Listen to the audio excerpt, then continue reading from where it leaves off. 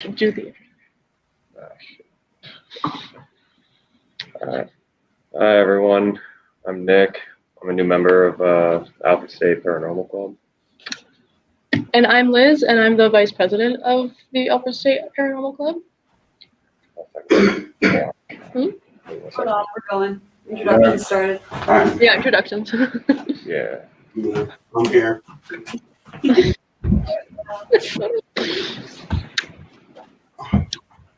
We're going to be talking about ghost tours with Phantom Visions Paranormal today.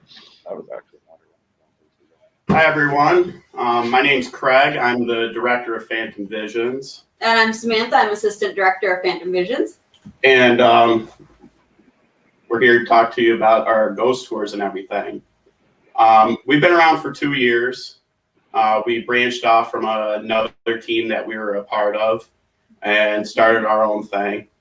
Our first client we got was the Bundy Museum in Binghamton. The Bundy Museum is basically where IBM started. Harlow Bundy and Willard Bundy are the two founders of IBM and Bundy Manufacturing. They invented what's today the time clock. Harlow Bundy was the one that lived in the Bundy house with his wife, Julia. Watch it like. How many kids do they have? 2, 3? 3, I think. 3. They had 3 kids and a maid. Kids aren't that active in the house, but Harlow and Julia are very active, as well as the maid. So, with all the support and contributions the Bundy Museum has done over the years, we felt like we should do something for them and give back. So we started up the tours, and unfortunately they've been down for quite a while because of COVID and everything, but massive success right off the bat. I mean, we're selling out every single month. But the biggest thing with tours are, it's hard to get the activity. You have to tell people right off the bat, because tours are typically only about 2-3 hours, 2 hours max, that you might not experience anything. The place is haunted. That doesn't mean that it is haunted. It just means that during that time frame, there's not that much activity. The investigators you see on TV, and I know Sam will agree with me, is that they film for a week straight or a month straight at a time. That's virtually. So when you Both with it. So. see all that activity in such an hour time frame, that's a month worth of investigation. We're trying to do it in a 2-hour time frame. Right. Luckily for us, we have had great success. I mean, we've even had down to a guest being pushed in one of the rooms. Yeah. I mean, I'm not saying that's a good thing. No. And as far as activity is concerned. Yeah, so a lot of times, if the more people that are in the space, they kind of want to hide from us, from them. So the less people in the building, the more activity we're going to get. Yeah. Right. And thankfully, we've been blessed. They didn't kick us out at all during COVID. Like, even when it first happened, we were able to go in 4 members at a time and just live stream our investigations. So that helped a lot, like activity-wise, and doing the live stream investigations helped to keep us active and the Bundy active, and help grow. Another one of the biggest things with those type of groups, we try to keep it down to about 10 people max. But one of the biggest things is trying to keep everyone together and not goofing off. That's hard. Yeah, it is hard. Because if that happens, I mean, the spirits take us as serious as we take them. I mean, if they see that type of goofing off, they're just going to think, oh, they're here to play and have a good time, and they're not really here to communicate with us. So has any tips? You run your own tours. How do you corral everybody? That would be helpful. Yeah, because we get them wandering every now and then. Another big thing is we do allow people to bring their own equipment. We just recently expanded ours. But we do tell people if they want to bring their own, especially digital recorders, because it's hard for us to get all of our evidence online for people to see. So we tell people, bring your digital recorders or download a digital recorder app or something that will record the noise and everything. And then even if you hear something, give it to us and we'll tag you in it, give you credit for it and everything. And try to get it uploaded. But the biggest thing is telling them to bring equipment. We try to have a couple extras around that guests can use, like EMF detectors, flashlights. Flashlights, yeah. Spirit box is one thing that we use quite a bit in group investigations because everyone can hear it. Yeah, I think people on tours really like the spirit box being used. Yeah. Mm-hmm. I find they're popular. Spirit box and dowsing rods are the Yeah. two most popular because it's a visual and audio thing that you can. Yeah, the tangible clients right can then hear. and there. Oops. We also do, even when we were doing our tours, we were doing a bunch of live streams as well. So people online can watch as well. I want to give a shout out to a group that has helped us out quite a bit, Brooksville PIT in Brooksville, Florida. They're credited with the first live stream on social media. And they've been such a huge help with us getting with our tours and everything.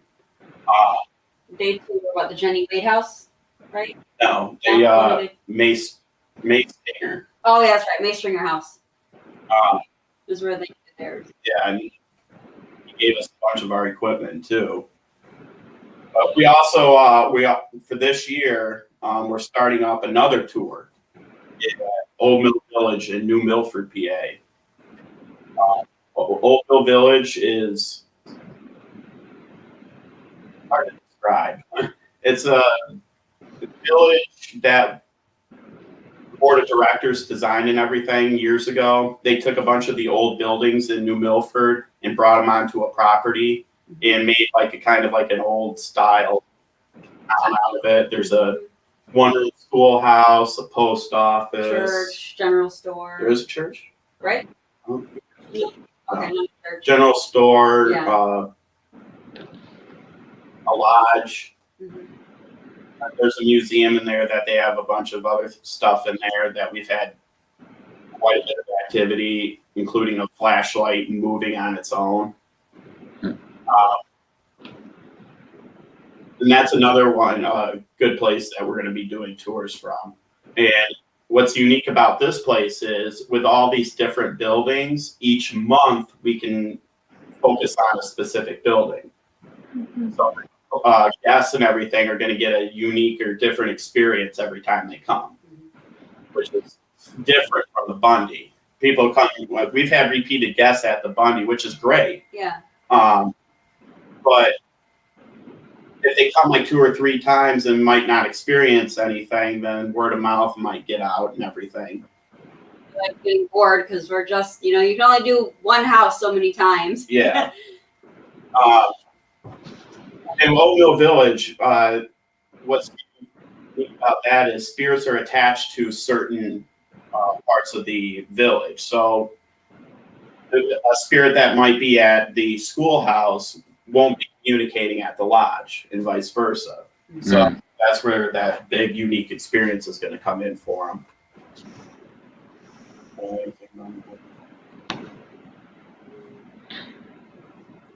mean, can I ask some questions, but I want to talk about the spirits in there. We would talk about spirits. The biggest spirit at Old Mill is a little girl. She wears a little white dress. I've heard a bunch of different stories about her. The Christina Button, who she is Is she a director I or think? director or treasurer, one of the two of Old Mill Village. She's the client we communicate the most with. Her story is the little girl. She was part of the farm that was across the street, And I guess, I don't know if the field there was part of the farm or not, but she used to come down the hill and everything and play in that field and everything. I don't know how she died, and I don't think Christina really knows how she died either. It might have been like tuberculosis or one of those diseases that back in the early 1900s. Mm-hmm. But she still plays in the field to this day. I've had a couple members of the team physically see her. I haven't. Sam has only been here a couple times, so she hasn't seen her yet. Mostly it happens real late at night. I like how you say "yet." By the way, Yeah. That was a great guess. I know it's coming. I've been told two of our older members that aren't with us anymore, or on the team anymore, they used to do reenactments there, World War, Revolutionary War reenactments, and they would camp out, put up tents and everything at night. And one of the members said that he got up to go to the bathroom, and on his way back, he saw her in the field dancing.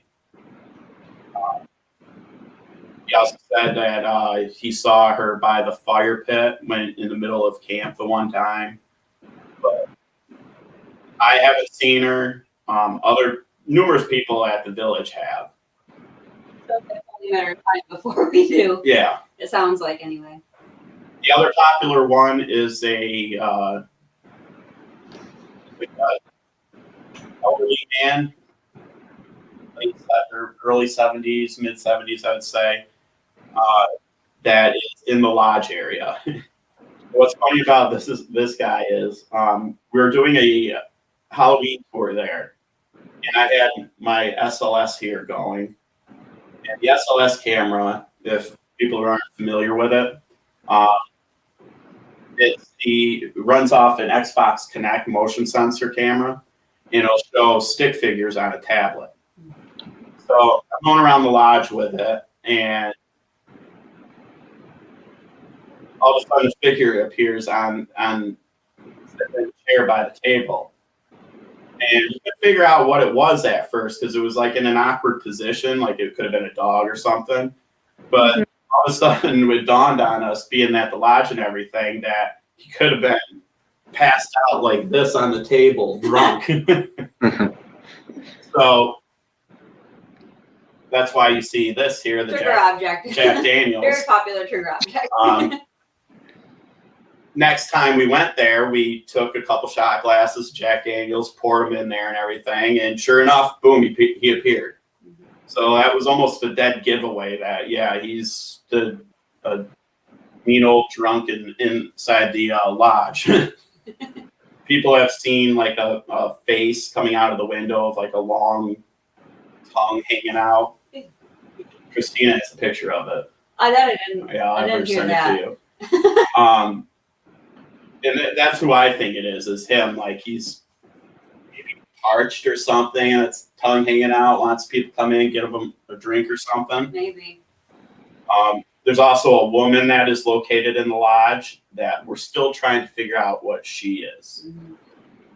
The lodge building there is, what'd you say, like 4 or 5 different buildings put together. Yeah. They don't really know where they came from or the background of it. Yeah. So it could be part of like a house or a bar. Which is really interesting that you have all these different pieces and yet it's still haunted. So it's hard to track down, Yeah.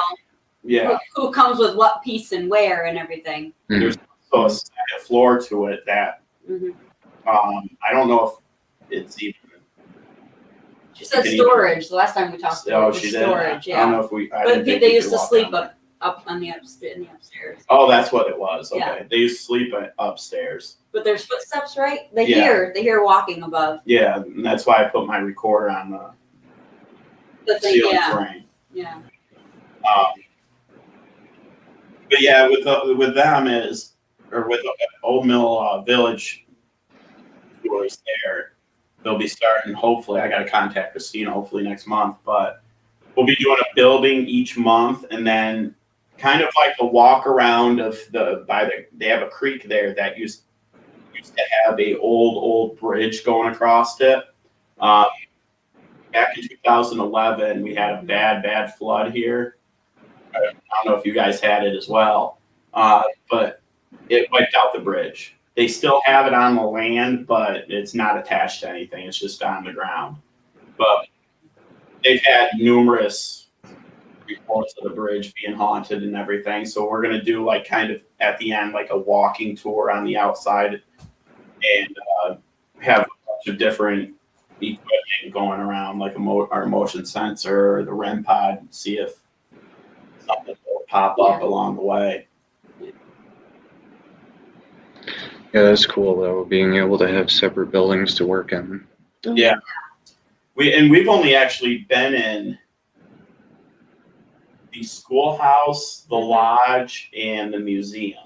Yeah, so there's a handful of buildings we haven't even been in, haven't been touched yet. So Post office, general store. And I'm not a psychic or medium or anything like Sam is or have those senses, but the one building that I always get a weird vibe from is the general store when we walk by it goes to the lodge. Yeah, I'm always looking in the windows like who's in there, what's in there. But what's really cool about the museum part, they have an old fashioned hearse. Yep. And it's so cool. There's been, what was it, a face or something captured? We that? captured a face that kind of like a face peeking out of the glass. Mm-hmm. And pictures recreated, so we know it's not pareidolia either, which is really cool. And what's interesting, and we didn't know this at the time when we captured that picture, is that it used to be on display in town by the church, went down the street, and there's a door underneath the hearse where kids or whatever people used to get up in there and play inside. So we didn't realize that when we captured that figure. So it kind of even more validates that image. Because when we originally took it, we were thinking, well, why would there be a face inside there? The only thing that it held were dead bodies. Right. But with kids or people playing inside that over the years, there's that residual energy that is in there. And again, on the SLS, this was, 3-4 years ago.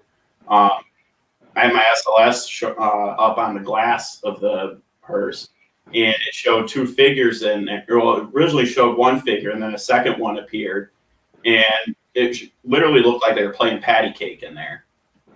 They're sitting with legs crossed and everything, and just hands were going back and forth and everything, and it looked like they were playing patty cake. There's also two real skulls inside the museum. One's inside the glass. One is actually on display outside. And we had this flashlight, and there's a video on our Facebook page of this. We had the flashlight up on the table. You'll see me actually put the light down, back away. I counted maybe like a second and a half, 2 seconds. The light comes on, and then you see it roll. And this happened in front of me and like 2 or 3 other people. You saw it. I had it right on the live stream. Live stream too. So that was awesome. Is that the one that's designed to turn though? No, like that. It's a flashlight. Like it shouldn't have moved like it did. No. I mean, to turn on, is it one of the ghost stop ones that actually kind of turn? It's supposed to be able to manipulate. Like, I mean, it's like anything. There's going to be times that it's wiring that's causing it, but if we give a direct answer like we did then, I put the light down. Can you turn that light on? Immediately turned it on and then rolled it. Yeah, the rolling part is what got me because he set it down and it stayed put. Yeah. You know, if it were going to roll, it would have rolled immediately when he put it down. But the fact that it was stationary and then it rolled and he had already backed away, that was what was cool for me. And then again, it happened at Bundy too. Bundy, and what's interesting about that is completely on a flat surface, and that didn't even do a full rotation. It rotated maybe a quarter of the way. But that had been stationary. Nobody had recently put it down. Like it was, it had been on the table for a while. And I was lucky enough to capture that too. Yeah, and we're talking a solid table. It's not like walking around it, and is there carpet? I don't know. To soften There's a rug. a rug, yeah, but it wouldn't like jostle things too easily walking around it. And I was in. But nobody was anyway. 2 people were sitting on the couch. Bob was standing there, and I was standing on the other side of the table. Okay. Yeah, And I also had my video camera right on it. Mm-hmm. And what's interesting about it is the video camera. When I went back to look at the evidence, it happened. This was a brand new video camera. Got it for Christmas. First investigation ever using it. Full battery charged and everything. 27 minutes in is when the roll happened. At 27 minute and 36-second mark, the video camera died. Shut off. Yeah, so you have activity and then the battery drainage. So really cool. So it had to have Really drained that cool. battery to get that energy to. Yeah. So, I think it's interesting that you say that the kids aren't really active. I think it's your male energy, because when I'm there, and there was one night I was there with an old team worker, another female, and a female with her, and there was only 1 or 2 men. In fact, one of the men was more feminine. We somehow got talking about somebody's mom, and over my recorder later, a little girl says, "Did you say mom?"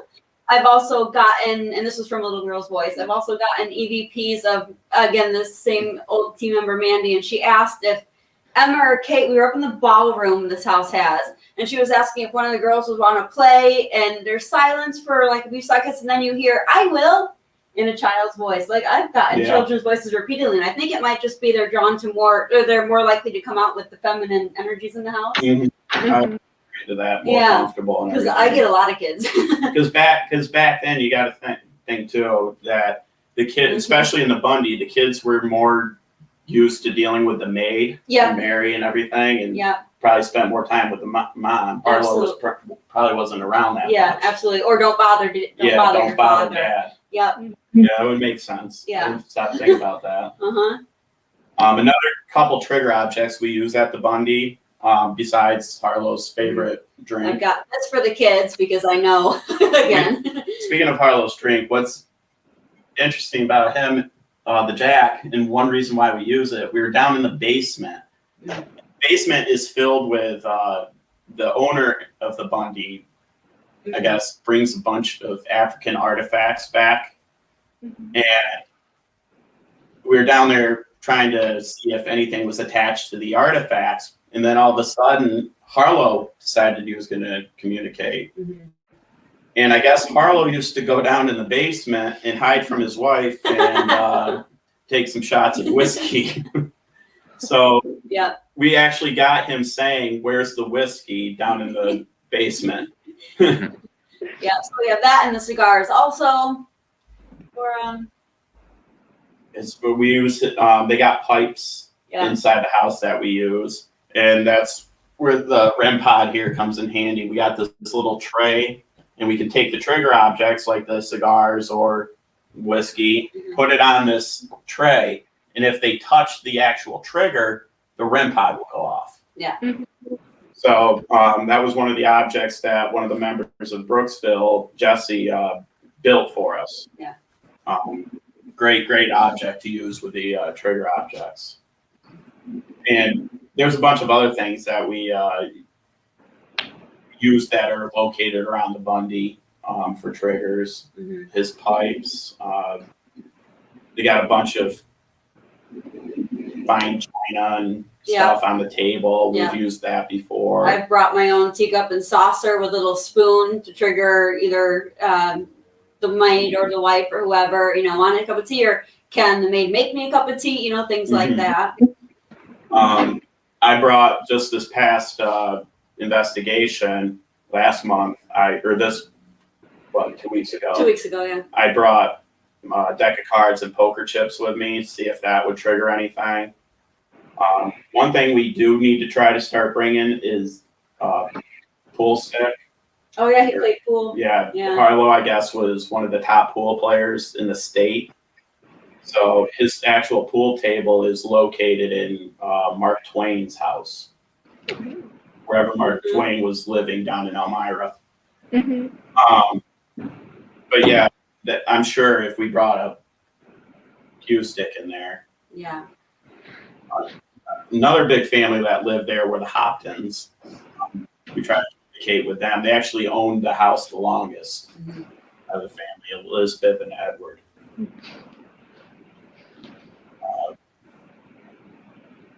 guys have any questions?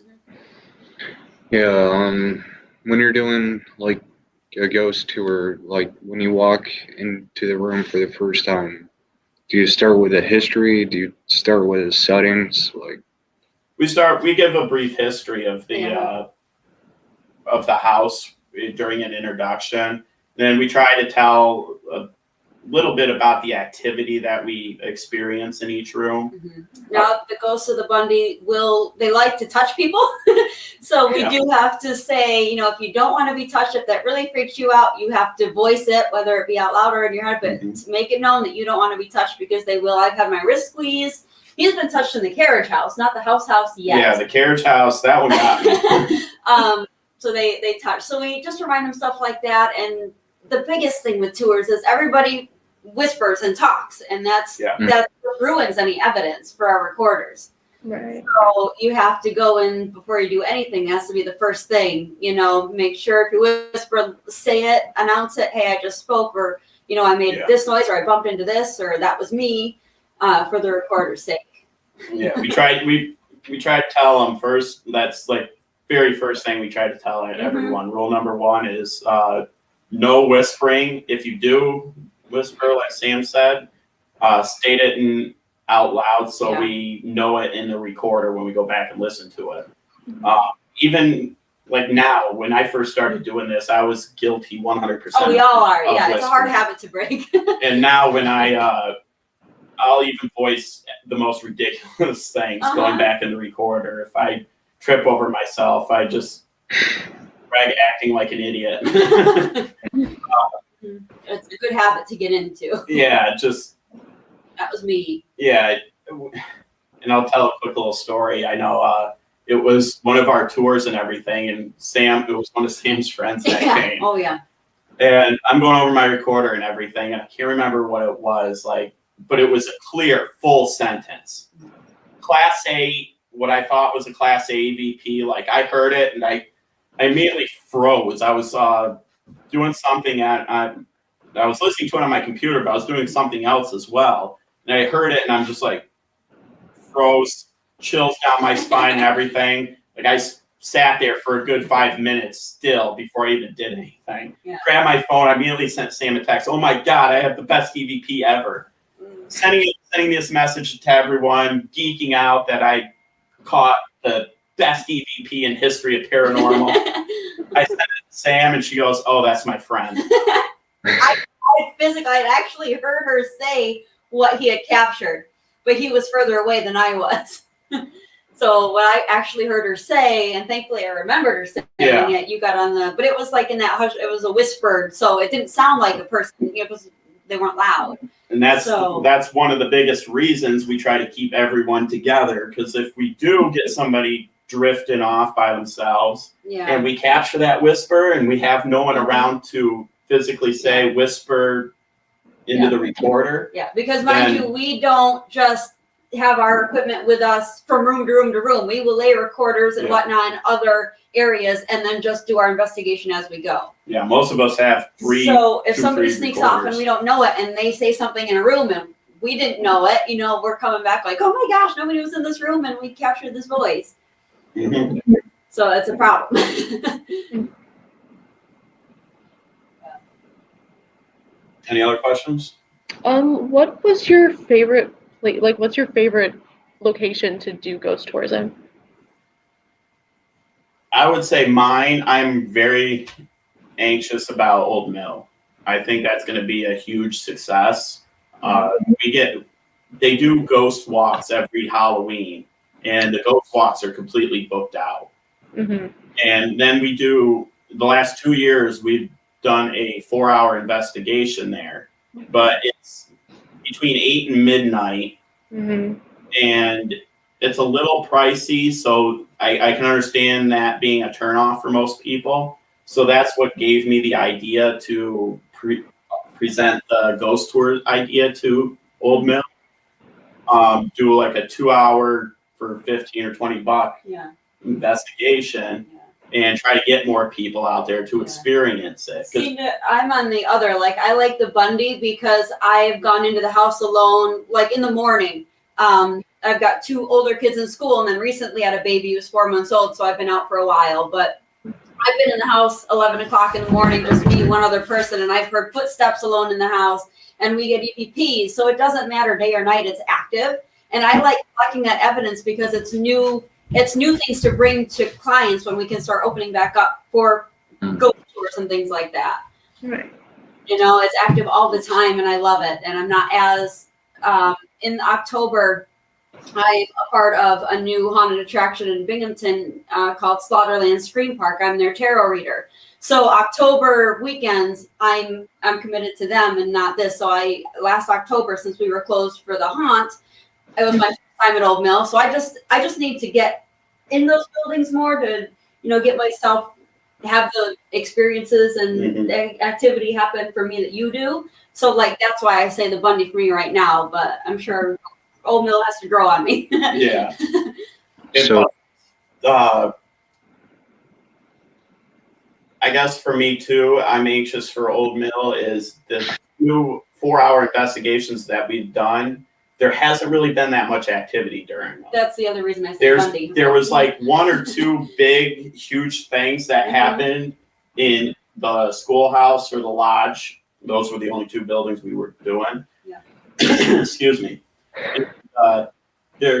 So I'm anxious to see if there's more activity in there and for guests and everything to experience more things at Old Mill. Because there's a lot of history and there's a lot of stuff that I've personally experienced there that I know other people will too if we gave other places a shot. Yeah. But I mean, don't get me wrong, based for guests and everything right now, based on the activity we've had, I would say for guests, the Bundy by far. Because it almost seems like every time we go in there, they're going to either experience a voice over the spirit box, like a clear, getting touched in some way, getting touched, or a bat. The house has been getting bats. Like, there's video of me freaking out over a bat on there. the best. But another great feature and that's why we're still having the success we are without or during COVID with the live streams is not too many other teams do their investigations in IR. Yeah. Which so we can turn off all the lights, but everyone can see everything, like what you see pretty much on the ghost shows. So we've had great success with that because of you can physically tell the difference in those things with bugs and orbs and everything. Yeah, it does. Yeah. So if you see an orb, clear flickering orb in an IR, then yeah, that's going to be something. And we don't lay much stock in orbs. Yeah. We've had 1 or 2 that we would actually consider something paranormal. Yeah. Excuse me.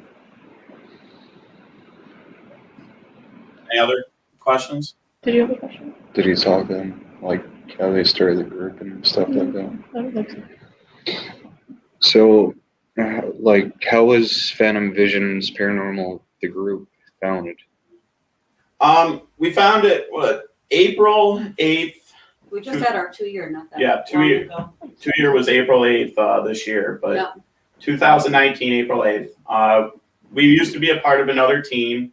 The team moved away, or the director moved away, and wanted to start the team up where she was moving to. She didn't want a sister location. So we decided, well, we have all this equipment. Why not? We all love doing this. So I had the most free time on my hand at the time. So I took on the director part, and we decided we'll have a meeting and come up with ideas for a team name.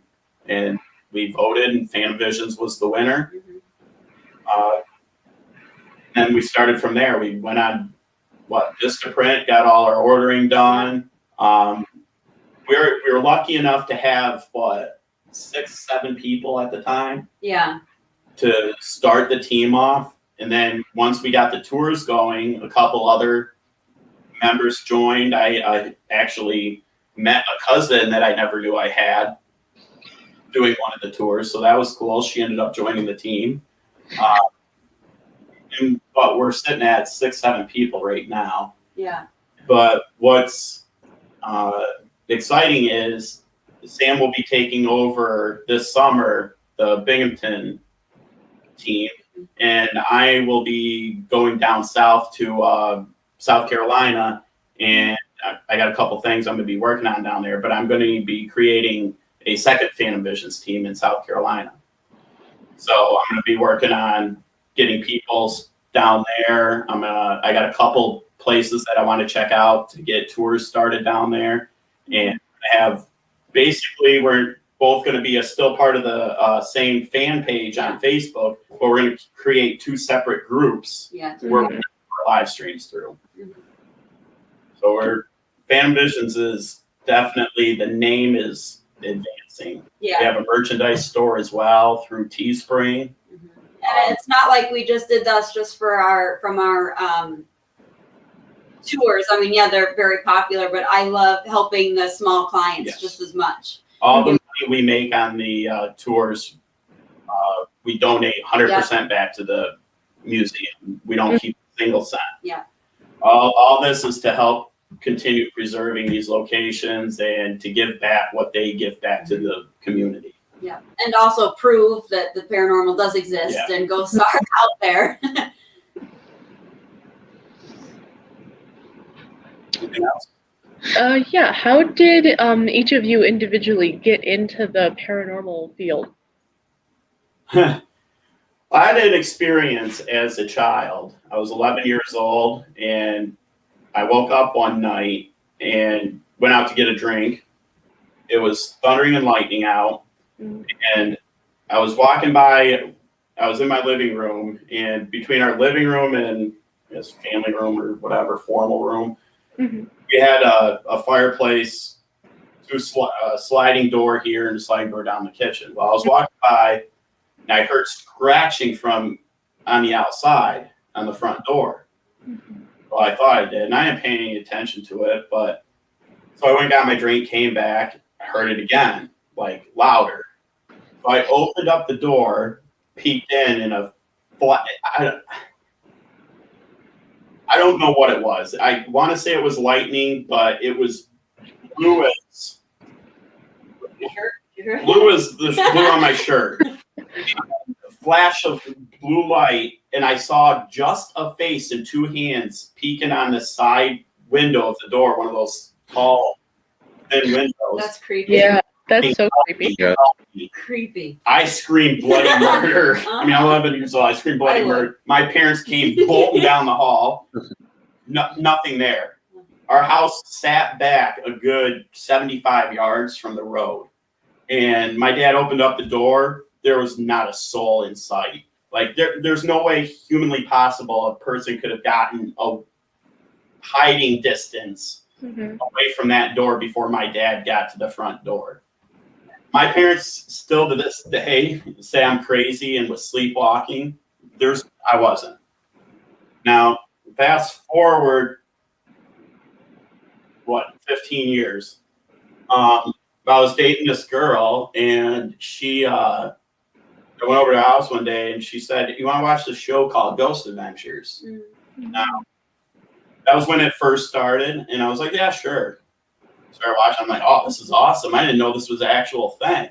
I don't know if I blocked it out all those years, what happened, but it made me, yeah, probably. It made me realize what actually happened, what I might have actually experienced.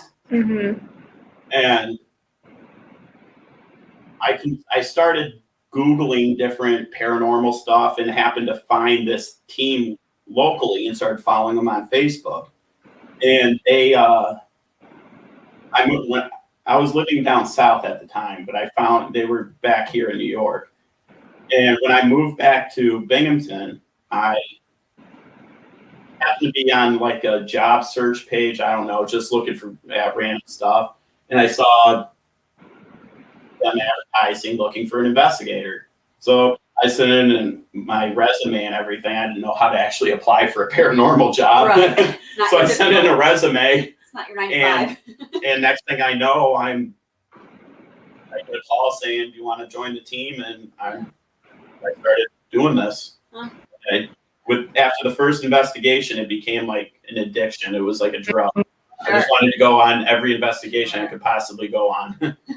So for me, what's funny is I've always believed in the paranormal, but as a kid, never had an experience. I started, I want to say 2014, 2015, started down a more spiritual path, learned to open myself up, my third eye and all that, work on my psychic abilities, and tarot reading especially. Now I'm a certified tarot reader. And the director of our old team came to me for a reading. And so it was based on tarot and whatever was going on with her at the time. Don't remember now, but she mentions who she is and if I'd be interested. But I didn't write it physically down. I just made a mental note and then out the window, because I try not to harbor reading energy. You need to flush it off. And so I let it go. I forget it. Fast forward a year later, I hear the team was doing when they were doing ghost tours at the Bundy. And so I grabbed one of my friends and was like, let's check this out. And it happened to be her and her team. And she just went from there. She's like, she was impressed with how I was just as a guest on the team, because I think I was actually asking questions and I brought my own stuff. Nobody else on the tour did. But that's how interested I was, and I believed in it, and the ghosts and things like that, and the place was haunted. Right. So she was so impressed. She's like, I want to count that as your first investigation and welcome me to the team. And actually, my very first official investigation on the team happened to be 2019, 2018. It was the first world largest ghost hunt that I knew of. And I'm like, so you're telling me my very first time ever investigating as an investigator on a team, it's going to be live? Like freaking me out a little. But yeah, started there and just never looked back. I love it. Yeah, but that's an interesting thing, the world's largest ghost hunt. Basically, it's just like multiple people investigating at different locations around the world at the same time. Yeah. Live on some like social media platform, right? Yeah. What their goal is to try to get everyone investigating at the same time. Now it's hard to do because of time differences and everything. And a lot of other teams can't physically do it on that day. So they'll like record and then post it. But what their main goal is, they'll tell us during the introductions part they give us like 4 or 5 different questions they want us to ask at a specific time, like right at that time. So everyone who's doing this, all the hundreds and hundreds of teams in the world doing this, are asking that exact question at the exact same time to see if they can get some kind of universal answer. And I mean, it's a good idea, but some of the questions they're just ridiculous. Yeah, like what is the divine truth of the world? Lucky we can get a spirit to say hello, let alone the divine truth of the world. Let alone they know it. But it's a great platform and it's a great idea that they have. We do it every year. Yep. In fact, I just got the confirmation that I just have to I got accepted to it. Just have to do the registration and I'm good to go for us.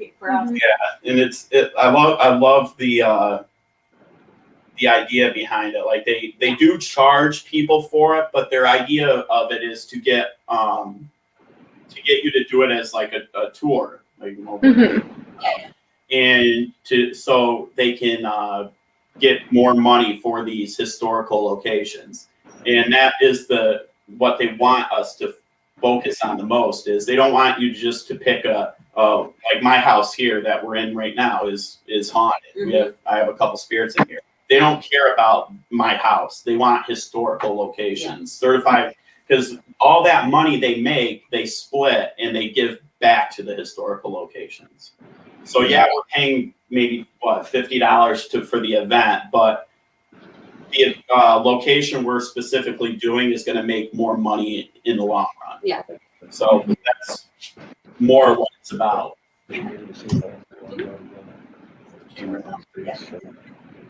Maybe the brothers show up in some aspects. Just as a fellow tarot reader, Samantha, I wanted to know, how did you get certified as a tarot reader? Like, that's so interesting to me. So I've done a couple. I did, I think my biggest one with Ethany Dawn, who is kind of like a life coach in the tarot world. She's got her Tarot Academy, Tarot Facebook. You know, she has a bunch of different classes she hosts. But she's actually, I mean, this woman makes 6 figures reading tarot. It's insane. Wow. No, she supports her and her son. She's I don't know if she's seeing anybody right now, but she's divorced. I'm just like, man, I want to do that. And you don't obviously have to have a certification, but to clients, it really looks good. Oh yeah, definitely. And all the knowledge and whatnot. So it was an 8-week course, but then I also took it's called Wargachuk, War and then Chuck Academy. And not as, I would say, as extensive as Ethany's, but cheaper to get the certification. Like Ethany's was $249 just to, like, she'd give you the information and she'd give you homework and stuff. And then another $249 to do live streams with her and hand in her homework. And I'm like, no, that's where I stop. I'm not paying for that. Yeah. So there are online places you can take. I know Biddy Tarot also does certification online courses. And again, it's because it's online, you might have like an X amount a week, but you're not required to do it in those X amount of, you can take your time, which is good. That's really cool. Yeah. Yeah, I will give Sam credit for her tarot reading too. Yeah. When she first joined the team and started doing the tarot readings and everything, I'm like, what? I didn't even I knew what tarot was, but I really didn't pay too much attention to it. And when she started doing it, I'm like, what is this nonsense? Like, I thought it was just a professional BSer. No. But, yeah. So I started grilling her and asking her different questions. Like, I'm a big diehard football fan. Diehard Cleveland Browns fan. And so I started asking her, because I know she knows absolutely nothing about sports. Nothing. After a terrible Browns season, I asked her, are Cleveland going to do anything? And she goes, something big is going to happen very soon. Big player is coming. You're going to either draft or sign someone. 2 weeks later, Odell Beckham was traded to the Cleveland Browns. And I just texted her, I'm like, you got to be shitting me. No, I'm damn good. And I can toot my own horn because I know it. And she's got me on a couple other personal things too that blew my mind that no one.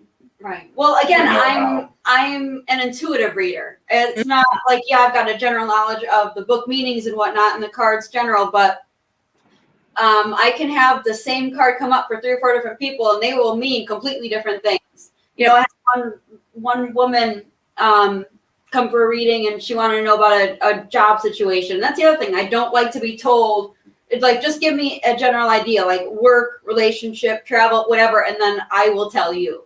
But so she said job, and I got a queen, and with the I don't remember what the suit was, but it was a queen, and the only thing that I was getting with that queen was it's an old situation. And then I wasn't a tarot. It was a tarot and oracle mix. Because the next card was a ship, and I said, "You're going back to something old." And she goes, I'm going back to an old job." And I said, "Shut up." It was so cool. That's awesome. I tap into my intuitive abilities, and I trust those abilities that I'm so spot on. Right. You also do other readings too, right? Oracle Tarot. Yeah, I'm a certified chakra healer as well, balancer. But I'll work with crystal readings, pendulum. I'm working on learning tea leaf as well. Like I like to dabble in all the different, all the different types of divination. Mm-hmm. She does all our cleansing as well at Yeah. locations that require a cleansing. Yeah, and that's why I always have a holy water on me as well. I also have one. Yeah. Holy water, your rocks. Yep, I always say it's a really nice chunk of clear quartz for the energy amplification. And then always a protective, whether it be a ring, which I'm wearing today because I have been scratched in his house, so now I come prepared. But I always wear a black tourmaline piece on me, whether it be a necklace or ring or bracelet or whatever. Yeah. There was one time there was an entity from the house that took a black tourmaline from me, and then it appeared months later. Yeah. Oh my goodness. In my door. I want to know what they did with it. Away. And there's no carpet. It was just a bizarre thing. It was their, what was it, Christmas party? It was in a ring, and I had been wearing this ring all day. Mm-hmm. I walk in the door, I looked down, and I had driven, and so I had seen the ring out in the outside, and I'm coming in, open the door, look down, the stone is gone, and I greeted everybody with the F-bomb because that's the first thing I noticed. Hello to you too. It was just gone nowhere, and I'm looking for 4 or 5 months. Like, it was a good chunk of time. It's him, his roommate at the time, and I was coming for something. I don't remember what we were doing. Actually, it was about a year. About a year? It was about a year. Okay. So I come in, nothing, whatever. I'm fine. Like 20 minutes later, I realized I left my phone in the car. So I go out, get that. I come back in. There is my stone right where I basically had lost it in the doorway almost a year later, or before, a year prior. Goodness. I'd be shit. Like, oh my gosh. It was like, it's my stone. All those times it's like he's done cleaning, he's got a dog, like I've had my glasses go missing in this house and couldn't find them. I finally get kicked off and went to take a shower, and I said, when I come back, I want my glasses sitting on this table. I got out of the shower, came back into the living room, glasses were right next to my computer. Well, you just got a voice to tell them, man. They'll listen. It's crazy. It's cool. Yeah, it's cool when you don't live here. Yeah. No, I keep my house, well, except for the occasional family member, I keep my house ghost free. I've had random things happen, but it's not enough where I would say it was haunted. You guys have any other questions? Do you have any questions? I know it's getting close to the time. Yeah. I don't know, probably wrap up. Oh yeah, we can wrap up. All right. Well. Oh, I introduced. You can wrap up. All right. Appreciate you guys having us. Yeah. Yeah, Yes, thanks thank for you you so guys much. joining us. Yeah, anytime. Super interesting to learn about these houses. I really want to go to the Bundy now. That sounds really cool. Yeah. You're more than welcome. Like you can't have full tour guests right now, but we can bring a couple people on the tour. So if you guys contact us through our Facebook page, you'll either be talking to myself or Sam. Yeah. You guys are more than welcome to come out. It's the third Friday of every month. Yep. And as long as we keep like I said, whether it's him or I and you two, that's fine. We don't have to have our entire team, because that would not allow you guys to come in. So we keep ours at bay and do it that way. And we never have our full team there anyway. No, there's a lot that are just part-time. Yeah. And then I'm pretty much waiting for my son to be old enough where he's sleeping through the night consistently before I'm old enough to come back out for night stuff. Oh yeah, for sure. But yeah, just you're absolutely more than welcome to even the old mill ones as well. I mean, any of the investigations we also try to do pop-up events but we'll always advertise it on our Facebook page for everyone. Yeah, I'll be sure to look at that because I really think that those places sound really cool. Yeah, they are. I'd like to experience a lot of activity, especially at Bundy. Yeah, we like doing like our Apple Fest in September, and I want to talk to the owner of Salon and see about having a table for October, even if I have to man it myself at my station. There's another location in Nichols, New York, that we want to get into called Fading Goat Inn. That's actually documented by the Travel Channel Yeah. as one of the top 10 haunted bed and breakfasts in the country. Oh, that's cool. Yeah. We think it was owned by the mafia and was the hit house because the biggest mob bust in history is in our area in Appalachia. Mhm. And so we think, I actually used to have Boy Scout meetings across from the mob house when I was a kid. Wow. But we think that's where they would take whoever they were going to kill, they would take them down to that house because when they were doing the reconstruction of the hotel, they tore up stuff in the basement and found a big well in there. And in the well were bloody clothes. So it would make sense. Yeah. That sounds really cool.